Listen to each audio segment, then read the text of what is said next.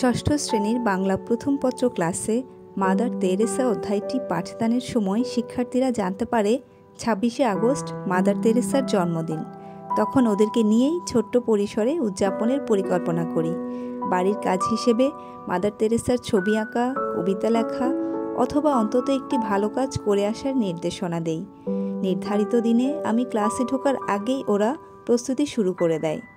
দারুণ সব ছবি, কথামালা আর কবিতার মাধ্যমে তারা এই মহিয়সী নারীর জীবন থেকে নিঃস্বার্থ মানব সেবার ব্রত গ্রহণ করে। মাদার তেরেসা 1910 সালের 26শে আগস্ট সুদূর আলবেনিয়ার স্কপিয়াতে জন্মগ্রহণ করেন। তিনি চিরদিন আমাদের হৃদয়ে থাকবেন। নীলচে রঙের ডোরাকাটা সাদা গায়ে শাড়ি, স্নেহময়ী সে নারীকে ইতিহাস মানে রোগীর সেবায়, দুঃখীর সেবায় জীবন করেন না। তাই তো তিনি বললেন প্রথম মানব সমাজে নাম করেছেন মাদার তেরেসা বিশ্ব জননী।